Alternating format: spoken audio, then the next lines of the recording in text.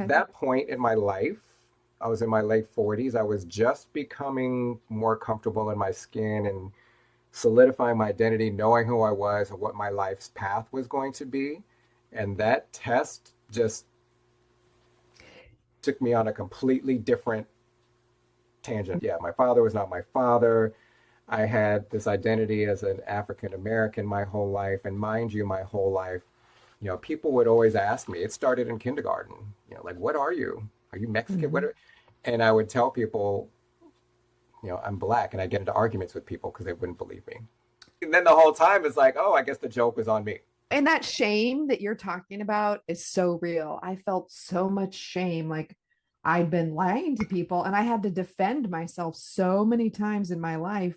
And I was wrong. They were right. But you only know what you were raised to know, right? I mean, I know there are some people they always suspected, but I didn't. yeah, I had not a clue. I'm not a person saying this is what I am. If somebody asks, I will tell them because it sounds. I mean, it's So, what interesting. do you say if somebody says that? I say I'm Ask African them. American and Russian Jew. I have a dark sense of humor. It's like, okay, I'm black, I'm Jewish, and I'm in a same-sex relationship. I've hit the trifecta of hate. Yay! My birth father took me out to lunch on my birthday, and he was telling me, he's like, yeah, I always suspected that you were mine. And I was like, why? And he was like, because my mother, she gave him a baby picture of mine. There's all these things that came out. Like she brought him by his job when I was a baby. She was like telling him stuff about me as I was growing up. And he was like, yeah, I always suspected you were mine because your mother kept telling me you were so smart. And my biological father, he was one of those certified geniuses, literally, you know, oh, he's the type of person, oh, I think I want to become a psychologist. He'd read a few books and become a psychologist. He actually got into one of the most prestigious private high schools in New York. That's where he's from, New York City. He was practicing studying law when he was in the play with my mother. The day I met him, he was telling me about the play. It was a play called The Fantastics. And he was like, you know what that's about? And I was like, no. And he was like, okay, well, it's a story about this married woman who becomes infatuated with this other man. That other man like asks her to run away with him, but she decides to stay with the man that she married. And my mother had actually told me at one point he had asked her to marry him. And she said no. And so I just kind of sat there. I was like, oh, so life imitated art. There was so much more that like came out over the next couple of years. Unasked, bits of information would come up that would poke these huge holes in the original story that my mother told me. I also found out that not only did I have a sister from like Sister Ashley, I had another brother named David. And here's the thing, and this is what threw me and why I found out why Ashley was like so open. My father was actually very open about like his life and things he had done. So the idea of me was always there. So when it Mhm. happened, that's why they were receptive to it. It took me a while to unpack the fact that I was literally the last person to know. I think the five stages of grief, there was shock, and then I was angry for a long time. I was furious just because there are so many layers to this, thinking about all the things my mother told me when I was growing up. When my mother and my birth certificate father divorced, she was very bitter about it. Every time I do something she didn't like, she'd be like, "You're acting just like your father." She had all these stories about how horrible the Hendersons were to her. Like the one that stuck out to me the most, and I threw it back in her face one time when I was on the phone with her. Her story was like the day I was born, my grandmother, mommy, came in to see her. She was laying there, my mother was laying there with me, and my grandmother took one look at me, and my mother was like, the first thing she said was, "That baby's too white to be Hoy's baby." And my mother was just like, yeah, she said that to me. And I was just sitting there like, huh, how could she say that to me? That story was fed to me for years. And Oh, so by the time I learned that, I was just like furious. And I was like, I can't believe you told me this story. when you did what you did. That's the thing that just is so crazy to me because they're setting us up. Like you just said, you had to defend your identity your whole life. And she's telling you that story. Well, yeah, it did a number on me psychologically. I really couldn't talk about it for like 2 or 3 years. Really, I Mhm. just didn't, I didn't want to talk about it. I really was not fine with pictures of me or even looking at myself in the mirror for like 5 years. It took that long for whatever needed to be reset to reset.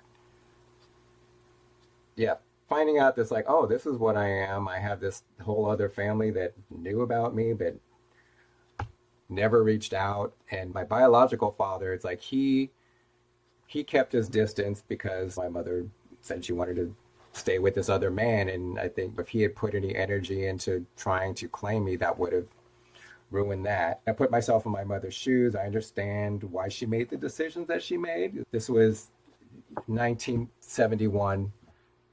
Back then, what, women couldn't even get credit cards or bank accounts without Yep. their husbands. She's a black woman, and this white man's asking her to leave her husband and become, she'd be this black adulteress getting married to this man that she barely knows. So I can understand she probably did a risk assessment there. Well, the Loving case for the Supreme Court wasn't that long before that to even make it legal for your mom to have been with him. The way I was born, she really lucked out because I think, I guess if I had look any whiter, then it would have been really suspicious. But there's a funny saying that like, mixed babies usually don't come out fully baked. So, it takes a while. They may come out looking a certain way, but then as time goes on, they get a little more color, they get a little more texture in their hair. When I was born, I was very light. My hair was like straight and blondish. So it took a while for some stuff to kick in. So it's been 6 years, right? 7 years? Thanksgiving this year will make it a full 8 years. How And are it you took, feeling now? I'm okay. There's just stuff along the way that I'm glad I know my truth, but in a way, I do feel like I paid this price that kind of Mm. sucks. I mean, there's these other side stories. It was like what was left of the family structure on my mother's side. My mother and birth certificate father split up. She got together with this other guy, like the father of my sister, and they were together most of my life. He ended up breaking up with her like 10 years ago because she ended up getting too cuckoo for him.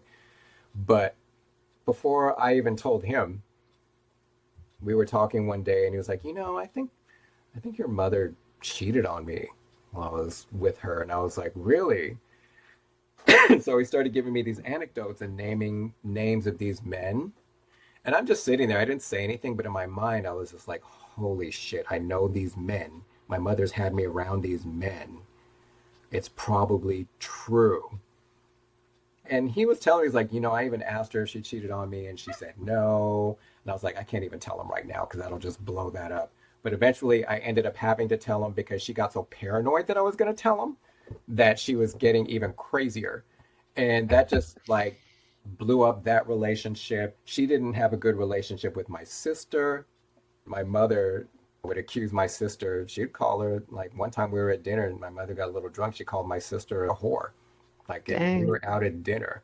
Like half the time she would accuse her of being a slut. The other half she would accuse her of being a lesbian. It made no sense. But after my sister found out, because she was aware of this journey that I was on, when everything came out, she was furious because she was like, I can't believe she pulled this shit. All this time she's been Hmm. sitting there calling me a hoe and she was a hoe. The house of cards fell apart. Everything blew up. And it just made me really sad because over the progression of years after my discovery, I just had to watch things disintegrate. Uh, Secrets fester. It's not our job to hold those secrets. these are my two, what I thought were my half brothers. Nobody was suspicious of anything. No, they're Um, light. these are all my siblings. This is David. This is Ashley. This is actually my older brother, Max. He has his own other story. He was the firstborn. I thought I was. He's actually 10 years older than me. My father was actually a dancer in the Catskills. Part of Dirty Dancing was based off of his story. I found that out more recently. He got his female partner pregnant. She liked him. He didn't like her. He skipped town. There was a whole scandal around that. He's probably the best thing that came out of this. We have Zooms every week. We're actually very close. This Polaroid had been in a photo album my whole life. I didn't know That's who you and this your was. dad, right? That's me and my dad. I didn't know who it was though. Every so often I pull it out and look at it and was like, oh, this must have been a friend of my mother's. After an uncle died of COVID, I was going through photo albums looking for pictures of my uncle for my cousin. And my partner was sitting next to me, and this picture came up. And Ronnie looked at it. He was like, is that Bob? And I was like, no.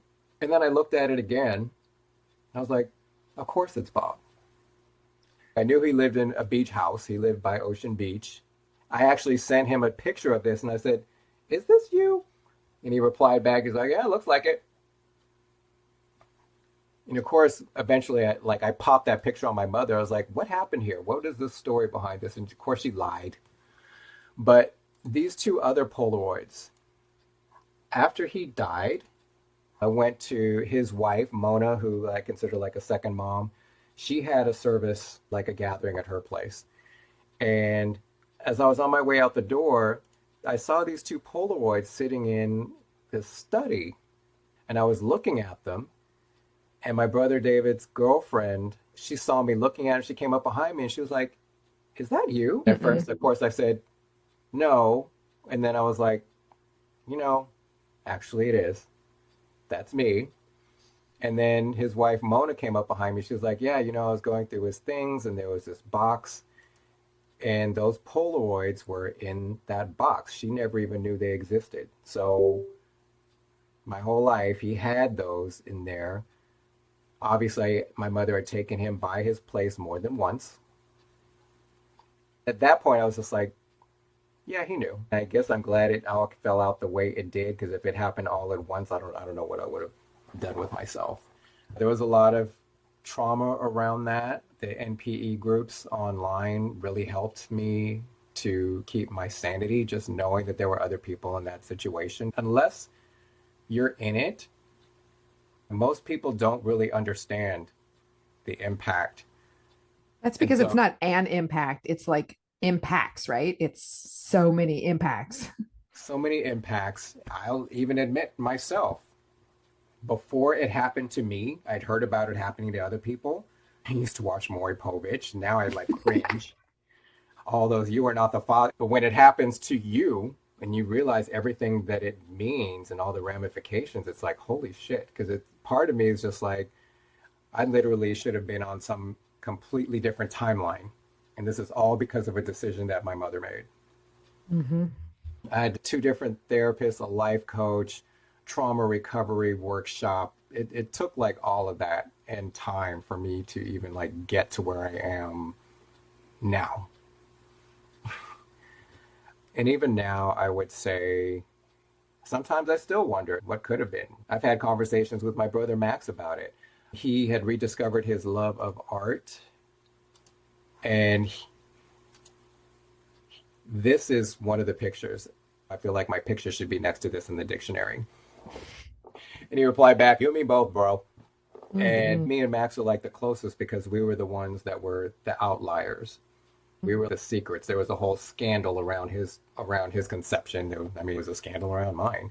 I'm in a space where I've been able to move forward. But if somebody was to say, did you get over it? No, I will never, I will never I'm get over it. I got through it.